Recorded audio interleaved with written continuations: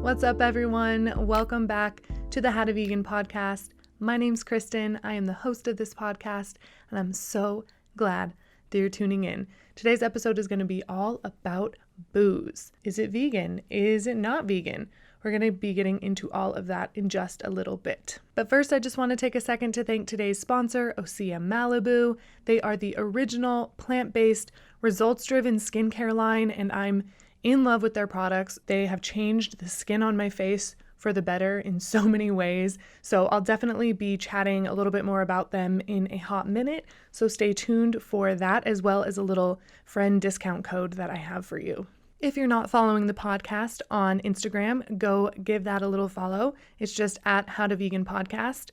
You'll see it. You'll find me as well. Give me a little follow. It's just kristen.pound. And if you're enjoying this episode and you think other people might enjoy it as well, take a little screenshot, share it on your Instagram story, tag the podcast account, tag my personal account, and I will definitely share that because I love when you guys spread the awareness about this podcast. It really means a lot to me. Make sure you're subscribed to the podcast on your favorite podcast listening platform.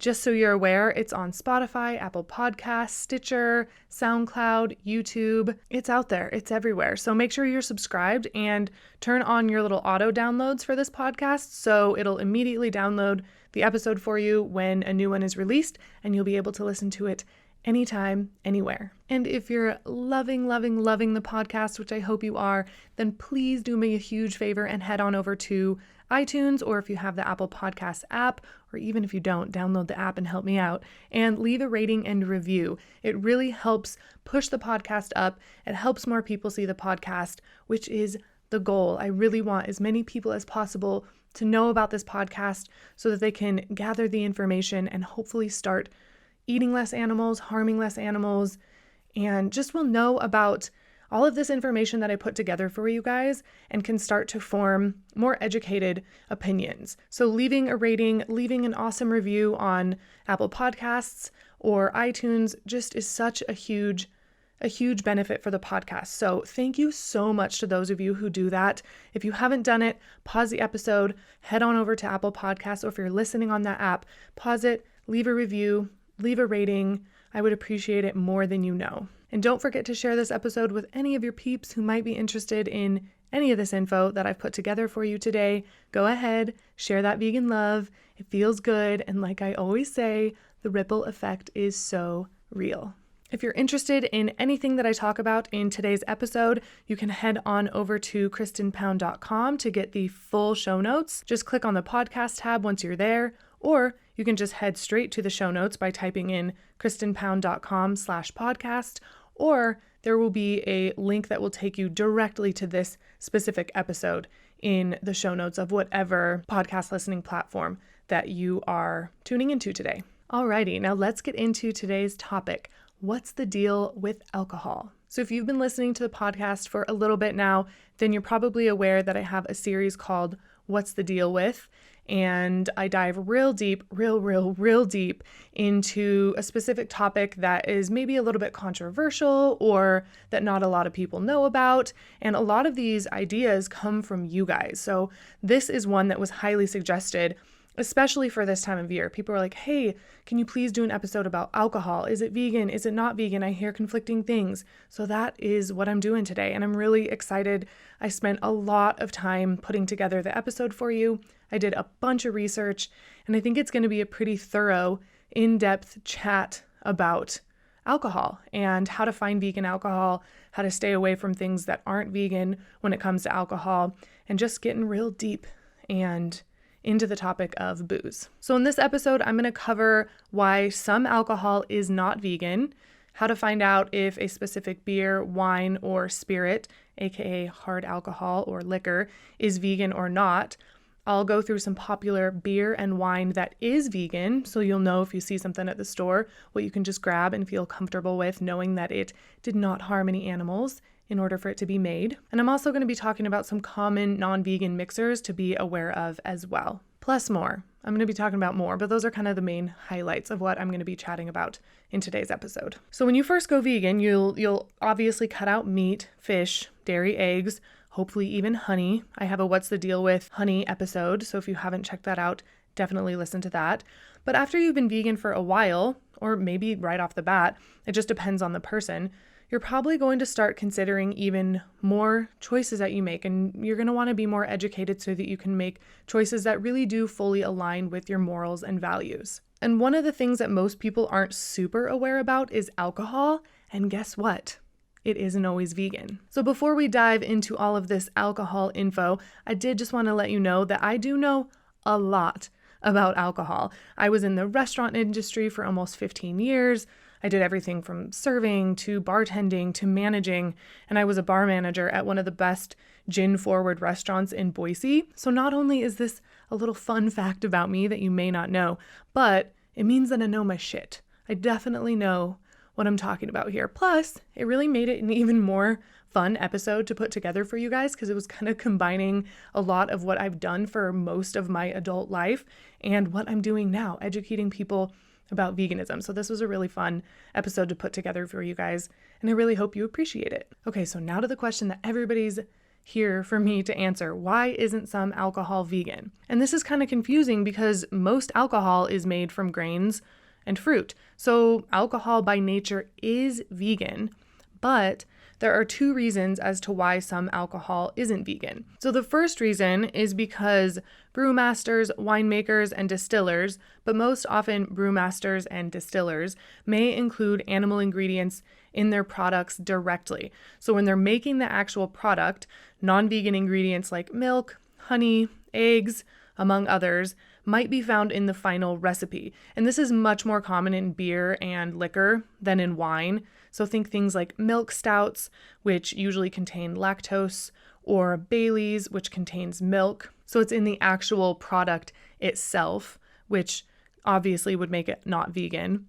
Or number two, they might use them during processing and filtration. And this filtering process is also known as fining. So during this fining process, companies often use things like gelatin, which if you don't know, is made from boiling the skin, tendons, ligaments, and or bones of cows and pigs, which is just fucking gross. They also can use egg whites and most commonly isinglass, which is a substance obtained from the dried swim bladders of fish. And these things are used during the fining process. So again, things like gelatin, egg whites, and most commonly isinglass. So to give you an example, when wine is made, there are natural just sediments that are left over in the wine, just kind of like chunky, floaty things, just naturally, it's made from grapes, and it's just a natural part of the winemaking process, but nobody really wants to be drinking wine with chunks and floaties in it. So they typically don't sell the wine until those sediments are gone. And after some patience and time, gravity will filter these sediments down to the bottom of the tank or barrel, and you can just remove the wine, leaving the sediment there. And that's how it was traditionally made.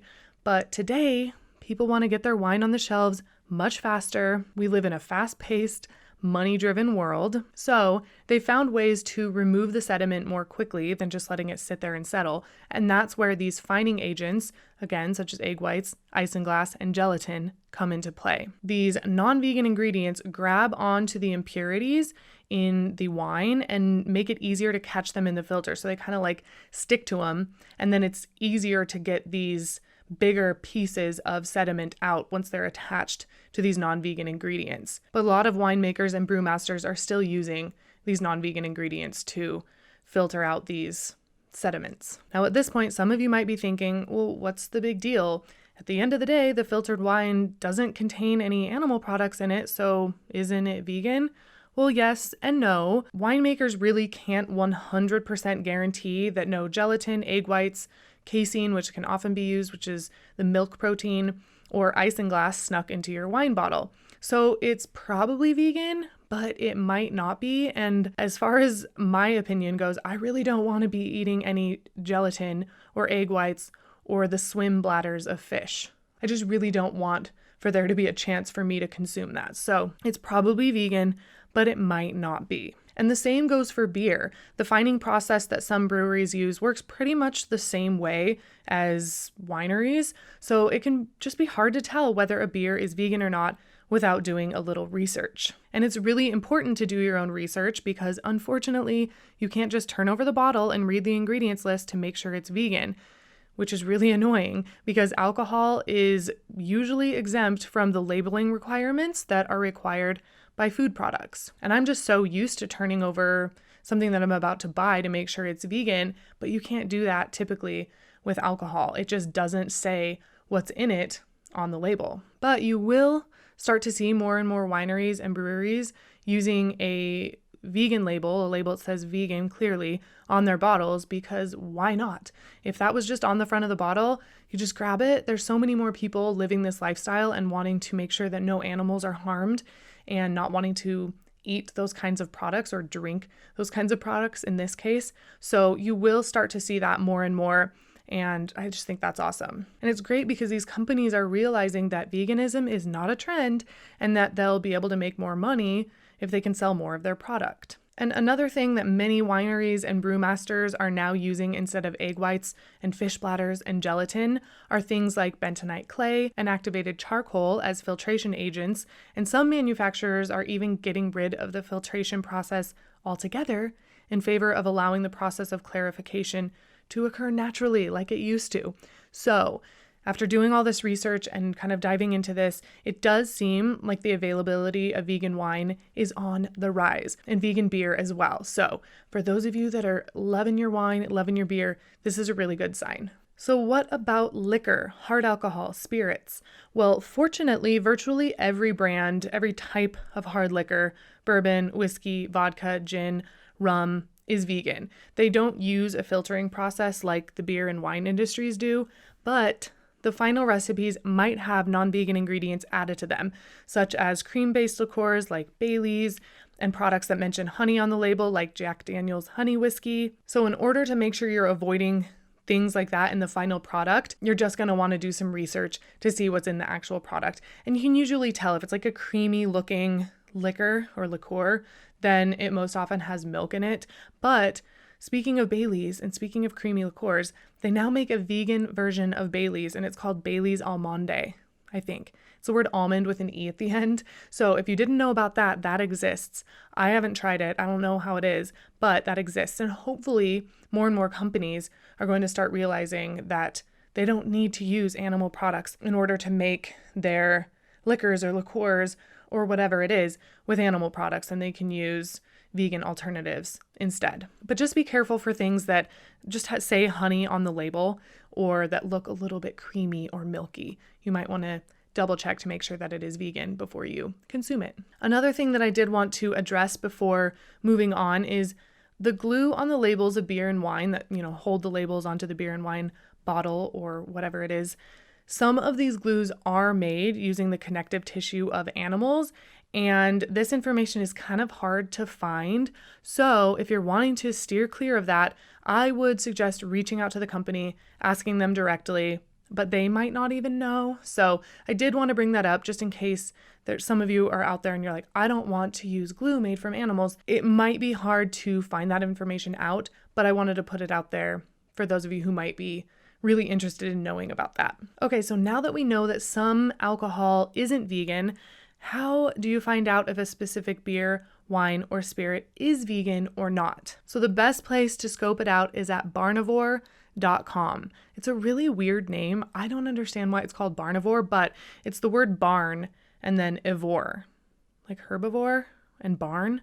Am I missing something here? Does that have something to do with alcohol? I don't know. But barnivore.com, I will definitely leave a link for that in the show notes for you. And it's a really, really great website, the most comprehensive website by far. There are over 47,000 entries that have been checked and often double or even triple checked by the Barnivore community to make sure something is vegan or not. You can refine your search to narrow it down to just beer, wine, or liquor, depending on what you're looking for.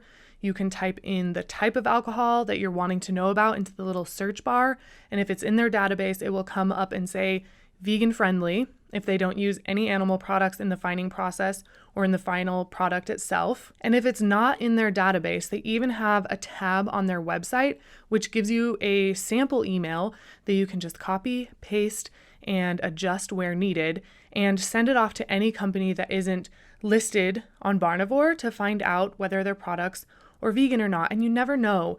Asking a company whose wine isn't vegan, if their wine is vegan, might make them consider finding alternatives to their current filtering processes in order to serve more customers and make more money. So if it's not popping up in the database, just send a little quick email. You can even call the winery or brewery if it's during normal business hours to ask, but they might not know right away, so don't expect them to just have like an immediate answer. They might need to like double check and call you back. So I feel like sending an email might be the best way to do it, so they can kind of take their time and make sure they're giving you the right answer. But yeah, all of that is just on the Barnivore website. So they make it really easy for you to reach out to companies to see if something that they're carrying is vegan or not. So as of now, Barnivore is just a website only. So you have to get on the internet. So whether you are on your computer or if you're on your phone, get on your Safari app or your Chrome app or whatever you use for your internet and go there and search. But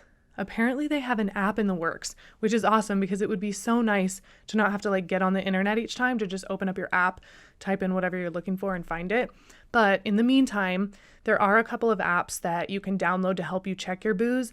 I haven't checked these out. I don't know how comprehensive they are, but for iPhone, I've heard that Veggie Beers is a really good app to try out for this. And for Android, Vegucated, I don't know if I'm saying that right, is an app that you can download for the same purpose as well. And again, I'll leave links for these in the show notes for sure. And if you're into printing lists and keeping them on you, then they even have printable versions of their lists on the Barnivore website.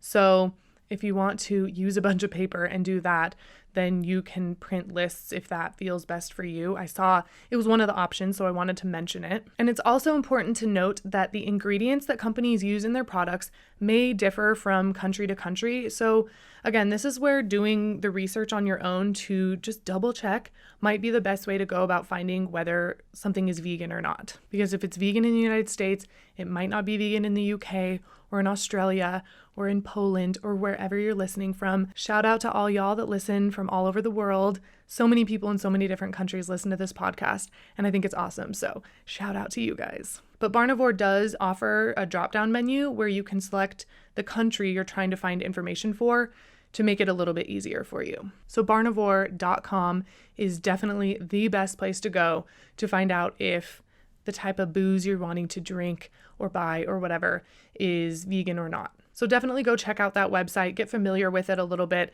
maybe type in some of your favorite wines and they might pop up vegan friendly or not vegan friendly, and then you'll know. So I would, recommend just going over there, playing around a little bit, getting familiar with the website, and that way you'll know how to use it. So before we get into some popular beer and wine that is vegan, I just want to chat with you a little bit more about today's sponsor and give you that friend discount code that I promised you. So like I mentioned at the beginning of the episode, I love Osea's products. They have changed my life for the better in so many ways. My biggest insecurity used to be the acne that I had on my chin. It just wouldn't go away, and I didn't really have it when I was younger. And then as I got older as an adult, I just had it pretty much all the time. And no matter what I did, no matter what products I tried, it just was there. And it was so annoying. And it just made me so self-conscious. And I would have to wear more makeup. And then it was that vicious cycle of wearing makeup to cover up the acne and then getting more acne.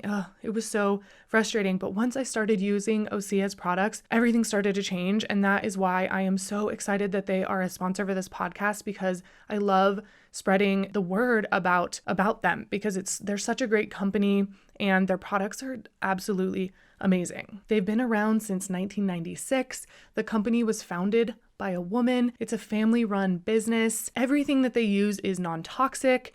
It's all plant-based and vegan and cruelty-free. And I know that a lot of you guys are looking for products like that as well, which is so amazing. They've always been this way since 1996. They started out, they founded their company with these morals and beliefs in mind, which is just so awesome to me. I love supporting companies that have the same viewpoints on this kind of stuff that I do. Everything comes in sustainable packaging in these nice glass bottles and jars, and it's just exactly what I've been looking for so long. So if their skincare products sound like something that you're stoked on, then I have a little discount code for you. You can get $10 off of your first purchase of $50 or more by clicking the link in the show notes, and the discount will just be automatically applied. Or you can go to oseamalibu.com, and it's OSEA Malibu.com /howtovegan. So if you type that in or click the link in the show notes, the discount will just be automatically applied at checkout and you'll be good to go. Okay, so now let's get into some popular beer that is vegan. Budweiser is vegan, except the Clamato variety, and I'm going to talk a little bit more about Clamato in a little bit. Coors, Corona, Heineken, Stella, Miller Lite, Pabst Blue Ribbon, aka PBR, Sierra Nevada Pale Ale, Guinness, which up until 2016 was not vegan, but they've reformulated it, so now it is, which I did not know about. I went vegan in 2011, and I remember being like, what? I liked Guinness. It's not my favorite, but sometimes it's just good. And I remember being like, what? Guinness isn't vegan? Like, no, I don't. That sucks. And a lot of people really do enjoy Guinness, but it's vegan now, and I didn't know that. So as of 3 years ago, it's been vegan. And I'll leave a link to a fairly comprehensive, but not 100% complete list of vegan beer options in the show notes for you. But I just wanted to highlight some of the more kind of like popular brands that are vegan, and all of the like other beers in those brands lines like Budweiser, Bud Light, Coors, Coors Light, Miller Lite, Miller High Life, all that. Those are vegan as well. So those are just the companies who create vegan beers. But yeah, I just wanted to highlight some of the popular brands that are vegan so that if you see them, you know, oh, I can get this. This isn't vegan. This doesn't have egg whites in it. Great. And now for some popular wine that is vegan. We've got Charles Shaw, aka $2 Chuck from Trader Joe's. I know that a lot of people really like this wine because it's super hella cheap and it is vegan, but they're red wines only. And you'll kind of find this a lot because it's a little bit easier to have a little bit of some sediment in red wine, but people don't want to be looking at sediment in their white wine. So some brands, their red wine will be vegan, but they'll use some of those non-vegan fining agents in their white wine. So again, get on Barnivore, double check to make sure that the exact wine that you're wanting to drink is vegan. But yeah, $2 Chuck, aka Charles Shaw from Trader Joe's, is vegan. Anything from Frey Vineyards, Frey, is vegan. The Vegan Vine, clearly, it says it on the name, on the label, is vegan. La Crema, I really used to like their Chardonnay. I haven't had it in a long time, but one of the restaurants I worked at, La Crema Chardonnay was really popular. So La Crema, their wines are vegan. Layer Cake, Maomi, their Pinot Noir is awesome. Red Truck Wines and Yellowtail, but again, they're red wines only, not their white or their rosé. So again, be careful about the red versus white. You'll more often find red wine that is vegan and not the white or the rosé. And if you really love your wine, there is a company called Vegan Wines, and they offer an online vegan wine club where you get customized boxes of wine delivered to your doorstep 3 times a year.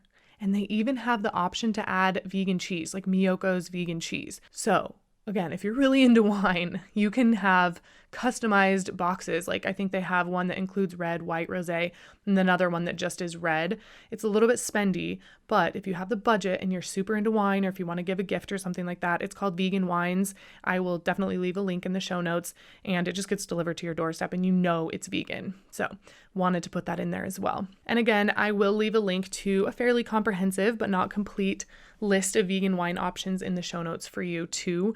But those are some of kind of the popular wines that you'll see in a lot of stores that are vegan. So now that we know about the actual booze itself, what about the mixers, or the things that people like to mix their booze with? So you'll want to be aware that some juices commonly used as mixers in alcoholic drinks are not vegan. For example, Tropicana's Heart Healthy Orange Juice isn't vegan. It contains fish oil and fish gelatin, including tilapia, sardine, and anchovies, in order to get the omega-3s, so they can call it heart healthy. So you don't want to get the heart healthy orange juice. You'll also want to be careful of any orange juice that says it's been fortified with vitamin D3, since vitamin D3 is often sourced from an animal. So I would just steer clear of anything that's fortified with vitamin D3, unless again you want to reach out to the company, but they do just have like pure 100% orange juice that isn't fortified, and that's what I would try to go with if you're wanting to make sure that your orange juice is vegan. The next juice that you'll want to avoid is Minute Maid's Ruby Red Grapefruit Juice, and there might be other grapefruit juice as well, but for sure the Minute Maid's Ruby Red Grapefruit Juice, because the reason it looks so ruby red is because it contains cochineal, otherwise known as carmine, carminic acid, or natural red 4. And this dye is made from the ground up body of an insect called the cochineal. So it isn't vegan. They're grinding up bugs, which is really unfortunate, and it's really, really cruel. So be on the lookout for any product containing carmine or cochineal. And carmine can also sometimes be found in orange juice to give it a brighter color. So if you have access to the ingredients list, like if you're buying it at the store and you're not just at a bar or something like that, then just steer clear of anything with the word carmine on the label. And if you're at a bar or a restaurant, you can ask if they fresh squeeze their juice, which is ideal because it tastes so much better and it doesn't have the possibility of containing some non-vegan ingredients. And if it's not hand squeezed or hand pressed, then they should know the brand that they are using. Every restaurant should know what they're using in their food and their drinks. And for restaurants and bars that don't, it's a little bit weird. So just a heads up. Everybody should know what they're serving their customer. They should have bottles of it in the walk-in where everything is stored. So if you really want to know, you can ask. If it's hella busy, they might be like, lady, we're not going to tell you right now, which is kind of shitty. And I think they should anyway, but some people aren't the nicest. Another super common mixer, Bloody Mary mix, may not be vegan. It's usually made with Worcestershire sauce, which is traditionally made with anchovies. Luckily, there are vegan Worcestershire sauces out there. Annie's, that brand, has one, and there's a few other ones as well, but that's the one that I primarily see. So if you're out at a bar and really wanting a Bloody Mary to cure your hangover, because a lot of people drink alcohol to cure their hangover, then you might want to bring your own Worcestershire sauce, which I've done before, and be like, hey, can you leave it out and use this? But if it already comes pre-mixed or they make the mix ahead of time, then just ask if there's Worcestershire sauce in it. And some like super cheap Worcestershire sauces don't have anchovies in it. So if they have everything that they use to make their Bloody Mary mix on hand, you can ask to see the bottle and it might not have anchovies in it, which would be legit. Then you could drink it. Or if they make the Bloody Mary mix in your glass to order, which some bars do, you can just ask the bartender to leave the Worcestershire sauce out. It might not taste as Bloody Mary-y as normal, but if you're not wanting to consume anchovies, then you just ask them to leave it out. And I'll leave a link to my vegan Bloody Mary mix recipe that I have on my YouTube channel because it is absolutely delicious and it's totally vegan, and I make this every time we go camping and people are just like, this is the best Bloody Mary mix ever. So if you're into Bloody Marys, I will leave a link for that in the show notes for you. Similarly, Clamato, like I mentioned earlier, or any drinks made with Clamato, such as micheladas, which is typically made with beer and Clamato juice, and Caesar cocktails, which are similar to Bloody Marys, but they're made with Clamato, are not vegan because Clamato contains dried clam broth, hence the name Clamato. And some drinks may have egg whites in them. The most common drink I see them in is sours, like a whiskey sour. So some bars, usually a little bit high-end, more high-end bars or restaurants, will use eggs in their sours. It should say on the menu, but I've gone to bars or restaurants before and ordered one and it comes back and I'm like, this looks not clear. And I'm like, this might have, or it's kind of like frothy on top. This might have egg whites in it. So just be aware that that is something that bartenders can do. And it just gives it a really like smooth and creamy texture and you can't taste the egg whites. So I know that I've worked at some bars where we did that in our sours because people really liked it. But again, it should say it on the menu, or you can just double check like, hey, you guys don't use egg whites in your sours if that's something that you're wanting to get. And like I said, you can usually tell if it's been shaken with an egg white when you get your drink.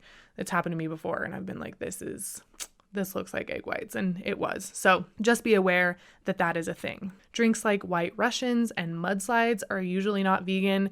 They contain milk or cream unless you make them with non-dairy milk or the bar you're at offers that as a substitute.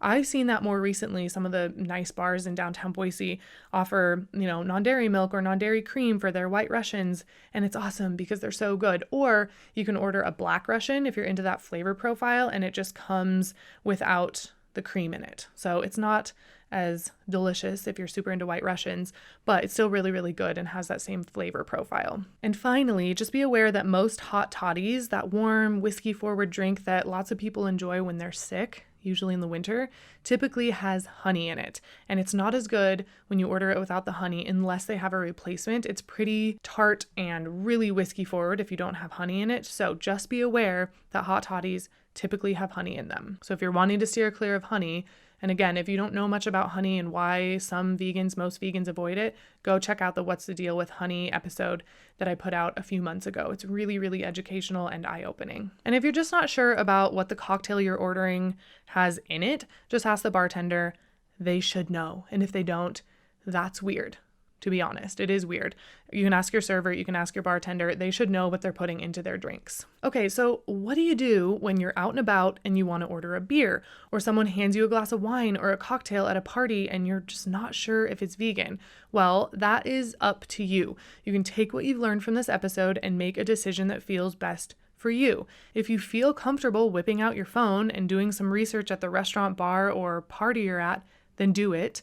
It might be a little bit more difficult to find information about locally crafted wine and beer because it just depends on if someone else has already entered that information into the Barnivore website, but you never know, it might be there. And if not, make sure to jot it down in the note section of your phone or whatever you use to take notes, and reach out to the winery or brewery when you get home and add it to the Barnivore website so that more people know. But that's happened to me before. Someone will be like, here's a glass of wine. And I'm like, oh, thanks. What is it?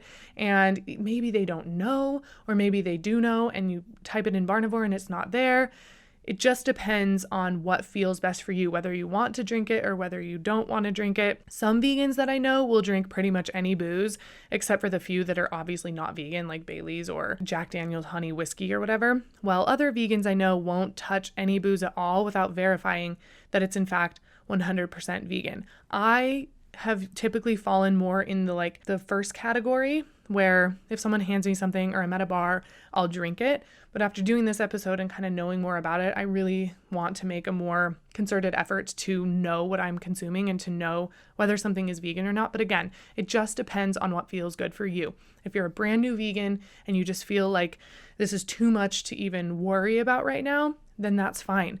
Don't let the vegan police attack you and say, you're not vegan enough, or you need to make sure that's not vegan. This is your journey. This is your life. You need to live it in a way that feels good for you. And if taking baby steps is what you need to do, then do that. But like I said, I would recommend just jotting it down somewhere. And then that way, when you get home, you can take a look and see if it's on the website. And if not, feel free to reach out and ask. That'll help people in the future who are searching for that specific booze to know if it's vegan or not. And if you do have a drink that you later find out isn't vegan, or maybe you know it isn't vegan or you don't know at all, don't beat yourself up. Remember, veganism isn't about perfection. It's about reducing suffering as much as possible. So expecting uniformity amongst vegans isn't a reality, and don't let anybody make you feel like shit about it. That's just not okay. So you just need to focus on doing what's best for you, doing what feels good for you, because it's a holiday season and you're going to be going to work parties and you're going to be having family gatherings and maybe parties at your house or friend parties or whatever you do during this time of year. And alcohol is a big thing. Alcohol is a big thing in life in general, but really around this time of year, New Year's, Christmas, whatever kind of holiday you celebrate, alcohol is usually a staple at these kind of events and parties and gatherings. So again, just do what feels good for you. Don't worry about it. Don't stress about it too much, unless you're the kind of person that's like, I don't want to consume anything that isn't vegan.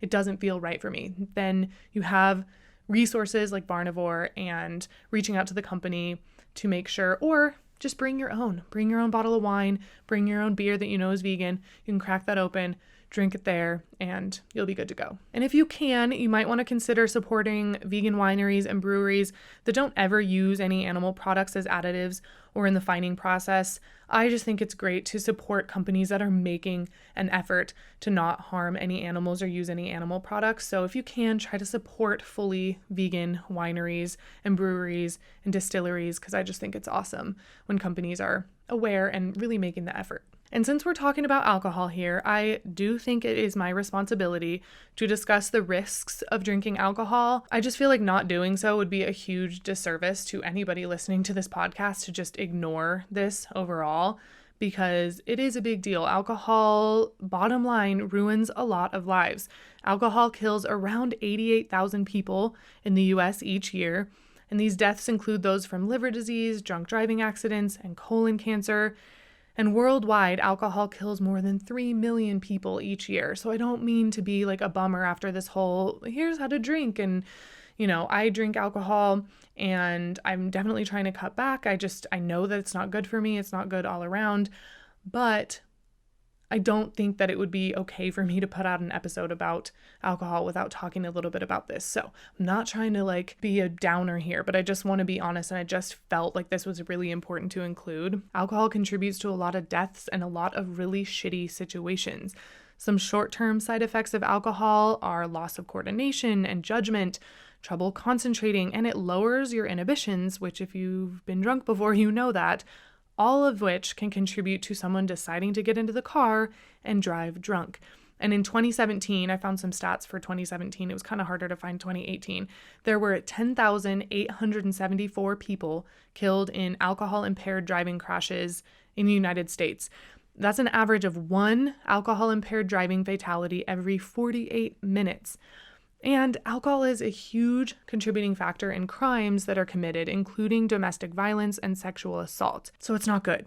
It's really not good when abused. Some long-term effects of alcohol include diminished gray matter and white matter in your brain, memory loss, the risk of developing several types of cancer, and even stroke. Alcohol is just straight up poison, you guys. That's what it is. That's why it makes you feel fucked up. It's just poison. So it's just poisoning your body. And that's where those effects are showing up that just makes you feel fucked up. If you drink too much of it, you die.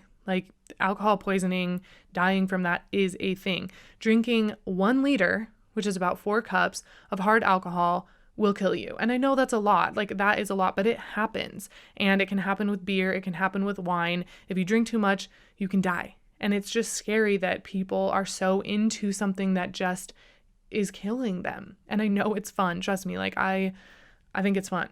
I love it. But I would just highly recommend trying to not abuse it and being really thoughtful of how you're consuming your alcohol, just like you should be doing with everything in your life. The kind of content you're consuming, the kind of, if you're watching the news or not, the type of food you're consuming. I just think I'm a huge advocate of being really conscious and aware of the type of things that you're putting into your body, whether it's food, drink, or into your brain. I think it's so important to be aware of that stuff, which is again why I wanted to talk about this a little bit in this podcast episode. And because alcohol is widely legal and heavily advertised, too often it just gets a free pass when it comes to safety, which is really fucking sad. The alcohol companies and the advertisements they put out, the marketing teams make it seem so appealing and so if you're not doing it, you're missing out. And just be aware that that isn't always the case. And for anybody maybe struggling with this, there are definitely some resources that you can check out. So again, if you're just going to drink, please make sure to do it responsibly. Please, please, please. I would hate for someone to listen to this episode and be like, oh, I'm going to go buy a bunch of vegan wine and drink it. Just please be aware that it is really dangerous. It can be really dangerous. And that being mindful about it is something that I am a huge proponent of. So for those of you wanting to limit the amount of booze you're drinking or maybe just cut it out completely, I have some awesome resources for you. And I do feel like the sober movement is definitely growing and that people are really becoming more sober curious, which is great. I have a feeling that it might be the new cool thing to do. There's a really big health awakening taking place on our planet, hence the vegan thing, the plant-based diet, and people are wanting to treat their bodies better, or they're just not wanting to be hungover because hangovers suck so bad. So things like mocktail bars and mocktail drinks on menus are becoming more popular and widespread. I've definitely noticed this in the last few months. A new kind of mocktail bar. They didn't want it to be called mocktail bar. I think they're calling it free spirit drinks. I don't know. Just opened up in Boise and I've been seeing them more on menus too. And we went to a restaurant last night and we were like, hey, do you guys have any non-alcoholic beer? And she was like, no, we don't, but I can make you a really good mocktail. So I think people are becoming more aware and it's becoming almost like a trending thing. So just a heads up, I do think that movement is going to start infiltrating, which I think is great. I think that if you want to have alcohol, great, but if you don't, it's awesome to feel supported. And I think that is going to be more and more widespread. And I'll leave a link in the show notes for 30 amazing vegan mocktails that sound absolutely delicious. So if you're wanting to cut back, then you can maybe make some mocktails that make it feel like you're not missing out at a party or whatever situation you're usually drinking at. There are lots of vegan mocktails that are amazing. And I've also been dabbling lately in some non-alcoholic beer. And prior to that, there were like a couple when I used to be bartending that were like so gross. I remember trying and be like, why would anybody drink this? But lately, I have found some that are quite tasty. My favorite is Heineken 0.0, which has 0 alcohol in it, hence the name. And it's probably my favorite amongst the ones that I've tried. And just keep in mind that many non-alcoholic beers still contain 0.5% alcohol. That's kind of like the common go-to in these non-alcoholic beers, but there are several now that have no alcohol. So if you don't want to be drinking any alcohol, maybe you're pregnant or maybe you just are in recovery and you just don't want to drink any alcohol for whatever reason, there are some options out there. So if you're interested and you like Heineken, check out Heineken 0.0. I'll leave a link to a list of good NA beers in the show notes for you so you can kind of go through those. But I've seen like non-alcoholic IPAs. I haven't seen any here in Boise in the stores, but I've seen some advertised. And again, I just think this like sober curious or sober movement is growing, and this stuff is going to become more and more available, which is awesome. And if you're into podcasts, I highly recommend checking out the Seltzer Squad podcast. I've been listening to it for a couple of months now, and I find it so inspirational and educational. You feel like you're just hanging out with some rad sober friends who have some really good insights and tips for you on living the sober life. And they also have a really good resource page for even more info on sober living. And I know there's a lot of information out there. So if you're listening to this and you're like, I want to stop drinking alcohol, there's so many resources out there available for you. Go onto Google, type in how to get sober. Ooh, and there's a really good book written by this dude named Alan Carr, I believe, and it's called The Easy Way to Quit Drinking. He writes lots of books called The Easy Way. He has one about smoking, which a lot of my friends several years ago quit smoking after reading that book. And there's lots of other stuff that he writes these kind of books on. But I read the one on drinking a couple of years ago, and it really opened my eyes up and just kind of changes your perspective on the whole drinking thing. So if you're interested, I believe his name is Alan Carr. I will double check. I'll leave a link in the show notes. But that is something that if you're considering wanting to quit drinking or cutting back, or if you know someone in your life, that book is such a good resource. So I'll definitely leave a link for that as well for you. Alrighty, that is it for this episode. I really, really hope you liked this topic. Like I said, this was such a fun one to put together, and I learned a lot. One of the things I love about these What's the Deal With series is that I learn so much. And being in the position I'm in, having a podcast and a YouTube channel and a Facebook group with almost 85,000 members in it, I get asked these kind of questions a lot. And now after I do these episodes, I'm like, oh, I know everything about alcohol. I know everything about honey. I know everything about palm oil. I know everything about eggs. So those are the What's the Deal With series episodes that I've done so far. And if you have any ideas for episodes, especially the What's the Deal With series episodes, then please hit me up. I have a super long list of episodes, so it might be a minute until I get to your episode because like hundreds of episode ideas. This podcast isn't going anywhere. I love doing this podcast. I love researching. I have my teaching degree, so I just love researching and putting together outlines, and it feels like giving a presentation in school, which I really, really loved, but I get to have my notes here with me. So if you have an idea for an episode, let me know, but be aware it's not going to be right away. But yeah, like I said earlier, this episode was highly requested and it was perfect. This is a perfect time of year to talk about alcohol right before kind of Christmas time and holiday season really kicks into gear. So if you have any ideas for an episode, hit me up. Come find me on Instagram. It's just Kristen.pound, Kristen.pound. Come find me on YouTube. Come join my How to Vegan Facebook group. Just type in How to Vegan on Facebook. My group is awesome. It's such a loving, supportive, kind, non-judgmental group for vegans and non-vegans alike. There's so many recipes that are shared, and it's a perfect place to ask questions and just connect with other like-minded people. So if you're not a member of my How to Vegan Facebook group, come join. Say what's up. Let me know that you joined. from the podcast, and I'll be super stoked to see you in there. And I just wanted to let you know, as far as the upcoming episodes that I plan on doing, I believe the next episode will be my top 10 vegan documentaries. I think that would be a perfect episode to do right before the new year. So for people who are going to be really interested in going vegan, it'll be a great episode for them to listen to kind of get some more really in-depth resources for, the ethical side of things, the health side of things, and the environmental side of things. So that's going to probably, I'm 100% sure, actually, be the next episode, my top 10 vegan documentaries. And then the next episode, I'm not 100% sure on. I think it's going to be something that has to do with like tips for transitioning to veganism. Again, with the new year coming, a lot of people are going to be wanting to go vegan or kind of dabble in it or interested. So I think talking about the transition period and what to expect and all of that might be good for the new year. But if you have any ideas or what you might want to hear, especially if you were, say, a brand new vegan, then let me know. I love getting little comments and input from you guys. And again, if you are interested in trying Osea Malibu's amazing products, then click on the link in the show notes to get $10 off of your first purchase of $50, or you can go to oseamalibu.com/howtovegan, and it'll just automatically apply the discount code at checkout. So you can just go shop around, and when you're ready to check out, you'll get $10 off. Super good deal, amazing company.